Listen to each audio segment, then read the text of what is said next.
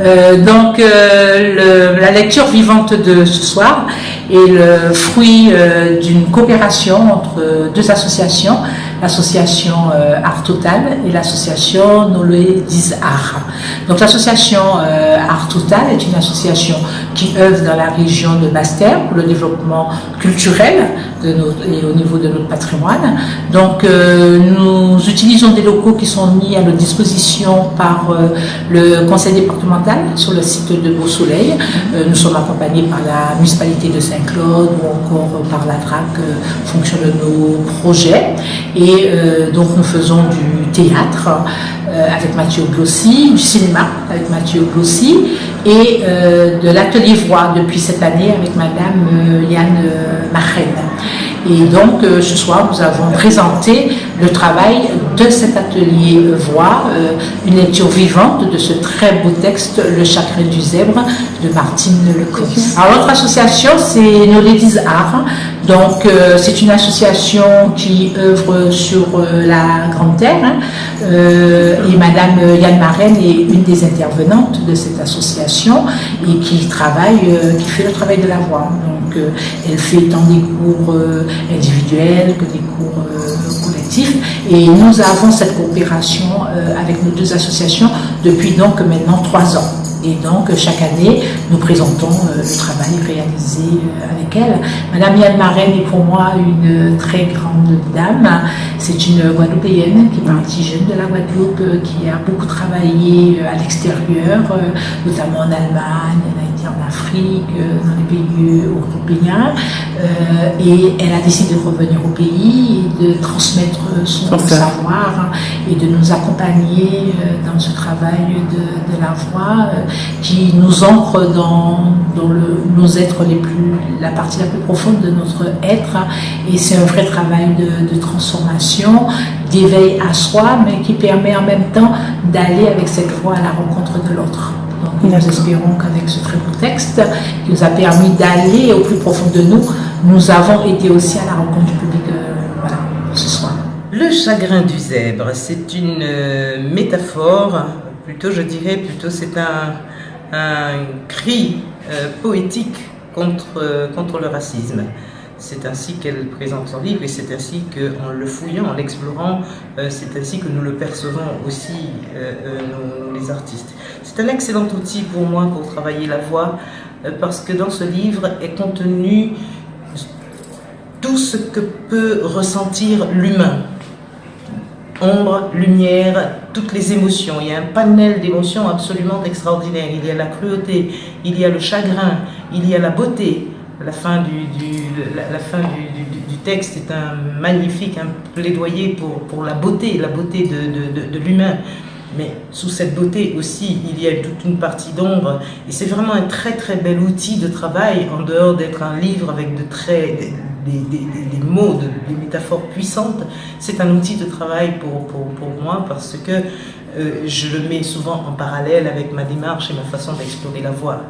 Et émotionnellement, les artistes, quand ils travaillent, les apprentis, en tout cas les apprentis chanteurs, quand ils parcourent ce texte, ils passent par un panel d'émotions absolument extraordinaire.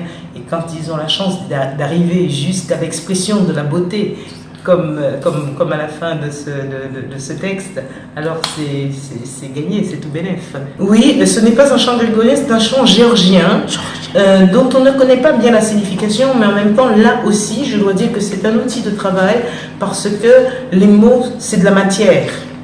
Donc, on peut leur faire dire ce que l'on veut.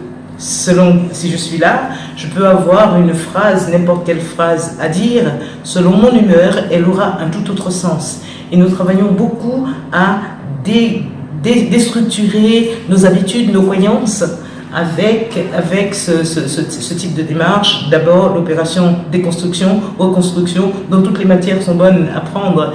Et ce chant qui tient juste dans une phrase, Mora va zamier, c'est juste une phrase géorgienne dont je ne connais pas bien la signification, mais qui pourrait qui pourrait, selon l'humeur de quelqu'un, vouloir dire, voilà, je dois porter la voix, je parle de montagne à montagne, je parle à la Martinique, je parle à Marie-Galante, je demande des nouvelles du petit, je demande des nouvelles de la jeune mariée, etc.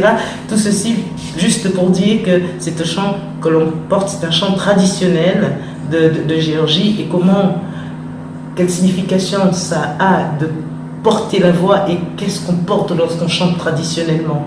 Tous ces chants traditionnels que l'on reprend en refrain dans nos chansons grocales, nos chansons anciennes, qui portent toute notre poésie paysanne, et c'est là que nous avons toute notre vie, tout ce qui est important pour nous, pour grandir.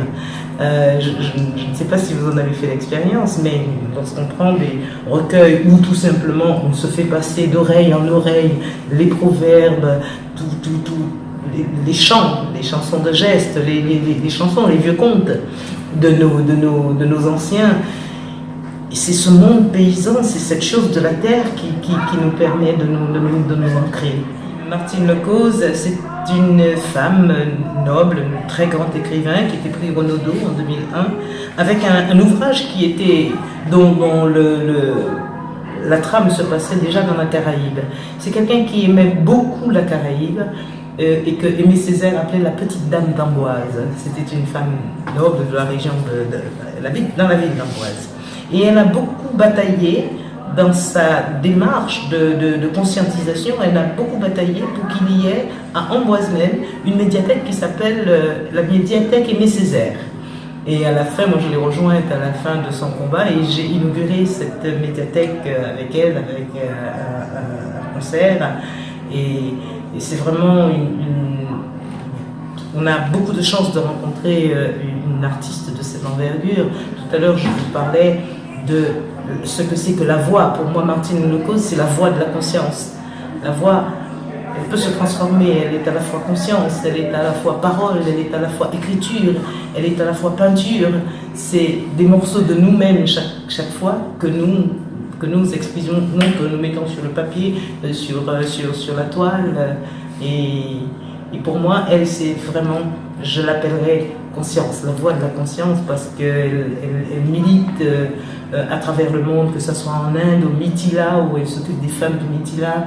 Elle s'est occupée au Mali, elle a beaucoup voyagé au Mali pour témoigner des dysfonctionnements du monde. Et on s'est retrouvés, moi, sur ma recherche sur la voix des sans-voix, la voix des esclaves, les voix de la Shoah, etc. Et j'aime beaucoup la retrouver, nous aimons beaucoup nous retrouver.